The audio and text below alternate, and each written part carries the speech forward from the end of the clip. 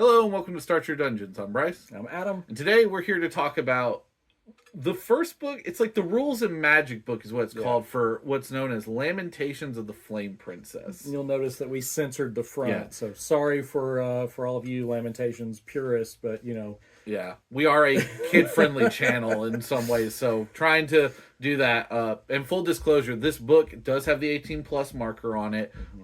This book, we're going to review this book and leave a lot of the commentary about the people and things who make product for this.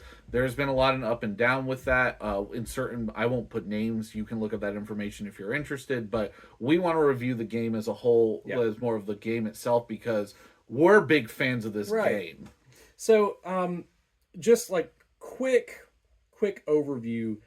This is kind of like a repackaging of the old Dungeons and Dragons Red Box and BX era. So what you're doing is you're taking this kind of basic Dungeons and Dragons, repackaging it, but it's in a definitely 18 and up package. So there is some dark horror, kind of flintlock pistol era kind of thing. So just before we get into it, just know that that's what the product is. Yeah, I think he normally says this is around 14 to 1500s Europe, kind of like that kind of grouping when it comes to firearms and things like that. Yeah. So what all comes in this book? So you get full rules on building your character. You get things about, of course, the magic, different kinds of magic spells. You get... different kind, it's basically like building your character. That's what this is. It does not come with monsters. Nope. So if you're thinking that this is an all-in-one kind of thing, it is not. You're going to need to get other supplements. Technically the second book, which is still not out yet. Yeah. There's controversy and history with that. But we'll get to that. Let's talk about, in terms of quality, the book is really nice. There is both black and white and colored artwork in here. And again, 18 plus. It is gruesome, some of it, but it is also hauntingly beautiful at the same time. So the artwork can be stunning. Being an artist myself, I sometimes when I'm looking at some of the panels, I'm drawn to things, sometimes horrible things, but you just can't look away. It's Renaissance painting-esque style right. to it. There's so many beautiful and horrifying things. So it leans into the horror aspect. Right. In terms of ease of getting into the game, I mean, we could talk about how easy it is because, man, it is easy to run and play. So easy. So it's a D20 system, but one of the things that you'll find is that the way that abilities are handled and the way that magic is handled is streamlined. Yes. And streamlined does not necessarily mean easy. It doesn't have to mean easy, but here it is. It's very flexible. It's very easy. You'll see that on your character sheet you have D6 dice faces, and as you increase level, you may be able to fill in some of the pips on that shows that you have a better chance of achieving certain goals. Yeah. And then for saving throws, it's the classic roll a d20. You got to get that number or higher on it. So the higher they are, the more difficult it is for you to get saves for that. But very similar to the way that it's done in basic D&D, the old version. Yeah. Does this have? I can't remember. Does this have THAC0 in it? No. It doesn't. This is ascending. Ascending armor class. Right. I couldn't remember if it had both in this or not. Let's talk about the overall rule set. Things we like and don't like. I feel like I don't have anything I dislike about this. No. I mean, if you're looking for old school role playing where you are not expected to have to roll for everything. I mean, everyone has a slightly different definition of what OSR is. I mean, is OSR an aesthetic? Is it a style of play? What is it? it kind of covers a lot of bases there. But really, you don't have to roll for absolutely everything with Lamentations. Some of it is just going to be in description. Yeah. And I think the rule set allows for a lot of that. Right. It's not just rolling dice trying to achieve things. Sometimes it's just description. Yeah. No, definitely. I mean, I think a lot of this system is pretty easy to pick up. I mean, when you talk about, I mean, God, I can't even think about how long it's been since I bought this book, because we've talked about it, and then we ran it and did that one small campaign that you ran for it, and I've done some one shots with it, and I've had this for years, and it just seems like I can pick it up and just go. Yeah, and players can do the same too. And it certainly helps that you have your tables, essentially everything that you would need to be able to buy things, like all of your, this is like the Dungeon Master's screen, but in the inside of the book. It's smart. So smart. Yep. More does it now too, guys. Yeah. But we were here first. So we talked about, this is not a complete game. So, man, there are options if you want stuff for this game, though. There are campaign books. There are adventures. There are books that add more magic.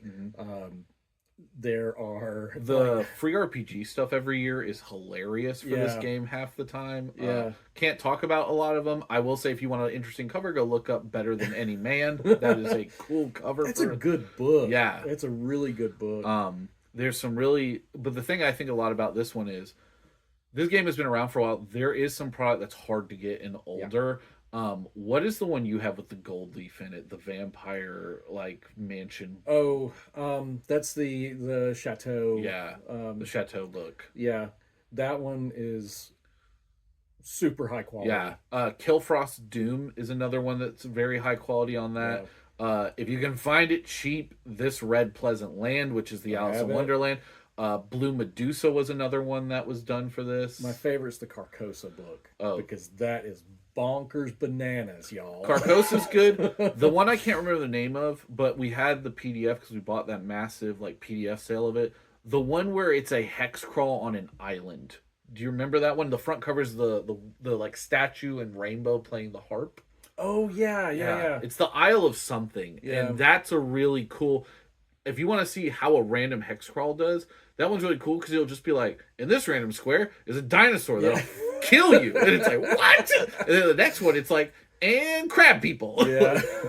So there is a bunch of books. There's a bunch of short ones. One of my favorite is The Monolith of Space and Time. But what's really nice is, if you don't want them for this game, they're very easy to slot into anything almost. It doesn't have to be a D20 system even. Right. There's like I said, there's a lot of flexibility there. Yeah. If you are using a D20 system, then they're super easy to use. If you're using Old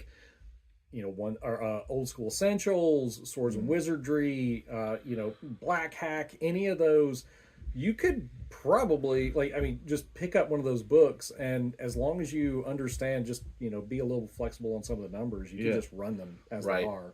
100%. But a lot of those adventures, lethal. Yeah, and that's also again, a lot of 18 plus tags. A lot of 18 plus. Yeah. But a lot of the nice things is now he does have a warehouse in the U.S., so it is easier to get a lot of the stuff now. And his website does tons of sales too.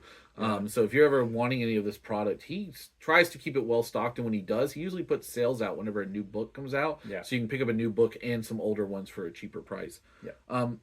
Who is this book for? New, seasoned? I feel like it encompasses anybody who can handle the aesthetic. Yeah, if you like the horror side of gaming and you want to try something that has more of an old school flavor to it, if you like the D20 system stuff, then this is for you. Whether you're a new player, seasoned player, this fits a lot of different roles. But if you don't really connect with books that have horror elements or sometimes explicitly sexual things, maybe stay away from it. It's one of those kind of trigger warning things. Just make sure that you know where your boundaries are. I mean, the Crystal Kids, a free RPG adventure. We won't go into it, but you can look that up. That is an adventure that caused a lot of it ruckus for what it was. Yeah. So again, I same vein with you. I mean, if you're a seasoned player, you want something different, you can grab this. If you're a new player, I mean, this is one of the first things I feel like I played that wasn't like 4E and Swords and Wizardry, and it was easy to play. Like it's not hard. We obviously play this game a lot, and so not really to try the game, but do you like playing this as both a player and as a DM? Absolutely love it. Yeah. You know, it's such a nice system, and but I also like D&D BX, you know, basic and expert, and I like the, you know, the red box. I like the things that it comes from. Right. And if you like those things that it comes from, then you'll fit right in. Right. So playing it, running it, I can do either. And honestly, it's so quick to build characters in this too and do things. So like you can easily grab this and go. And what's nice actually about this game in some ways is because this is really the only thing available as a rule book. And I think this is like a $30 rule book. I might be wrong on that. This and like a $10 PDF of an adventure, and you're set. You don't need anything else. And that's actually very rare in this day and age to find. And you could find like if you went on Drive Through or the DM's Guild and found some of the old adventures for, because there's a ton of old adventures for basic D&D. Yeah. Those slot right in. Right. Like you're in. Yeah. So there's so much that you have that can just be ported right into this game. So it's not like, oh my gosh, they only have this one rule book. You don't really need anything else. There's adventures, and some of them are pretty cheap. Yeah, and you know, really, you're just adding their twist and element of the horror aspect to it with it. Am I happy about this because of my copy? Yes, I'm very happy about this product. I'm sure I got one. Yeah, I've got so many of the books for Lamentations. And the books are so like that Chateau book has the gold foiling and stuff in it. Like some of high quality product, but yeah, no. If you have played Lamentations, you know, if this is something that interests you, you know, shout out in the comments. I feel like this one, when I talk to people about it, they go, oh, insert this negative thing about people that are involved with it. And I go, that's a fair reason to not play it. But if you have played it, shout it out in the comments and tell you what you like about it. Or maybe tell us a great adventure that you like. Because again, if you're able to handle some of that, those adventures are good for so many different systems. Yeah. So. And this game doesn't have to be for everybody. Right. You know, that's one thing we want to make sure everybody knows. You know, some people are going to love it. Some people are not going to be drawn to it, and that's okay. Yep.